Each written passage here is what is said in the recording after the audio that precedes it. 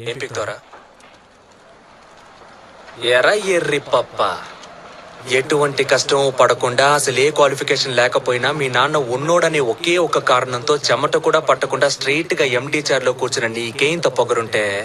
అమ్మ నాన్న తిప్పలు పడి స్కూల్ ఫీజు కడితే ఎల్కేజీ నుంచి 10th క్లాస్ వరకు కష్టపడి చదివి పాస్ అయ్యి ఇంటర్లో ఈజీగా ఉన్న గ్రూప్లన్నీ వదిలేసి ఎంపీసీ చదివితేనే ఇంజనీర్ అవ్వగలమని చెప్తే కష్టమైన అదే గ్రూప్ సెలెక్ట్ చేసుకుని ఫిజిక్స్ ఒక ట్యూషన్, కెమిస్ట్రీకి ఒక ట్యూషన్, మ్యాథ్స్ ఒక ట్యూషన్ అని రోడ్లు పట్టుకు తిరిగి ఆ ఫీజు కట్టాలి ఈ ఫీజు కట్టాలని అమ్మా నాన్నల్ని హింస పెట్టి బోర్డ్ ఎగ్జామ్ లో పాస్ అవడానికి ఫ్లాస్క్ లో టీ పెట్టుకుని రాత్రంతా చదివి అలారం పెట్టుకుని పొద్దున్నే లేచి మళ్ళీ చదివి తీరా పాస్ అయ్యాక ఎంసెట్ లో ర్యాంక్ రాకపోతే లాంగ్ టర్మ్ కోచింగ్ తీసుకుని అప్పటికీ సరైన ర్యాంక్ రాక అమ్మ నగలు తాకట్టు పెట్టి మేనేజ్మెంట్ కోటాలో సీట్ సంపాదించి తెలుగు మీడియం నుంచి వచ్చిన నాకు ఇంగ్లీష్ అర్థం కాక ఫస్ట్ ఇయర్ నుంచి 4th ఇయర్ దాకా ఉన్న అరియర్స్ అన్ని 4th ఇయర్ లో ఒకేసారి క్లియర్ చేసి ఈ సొసైటీలోకి వస్తే ఈ జనమంతా నన్ను ఉద్యోగం లేని ఎదవా అని నీచంగా మాట్లాడుతున్నా లెక్క చేయక ఉద్యోగం కోసం ఆ ఆఫీసు ఈ ఆఫీస్ అని పిచ్చ కుక్కల 4 ఏళ్లుగా తిరుగుతున్నా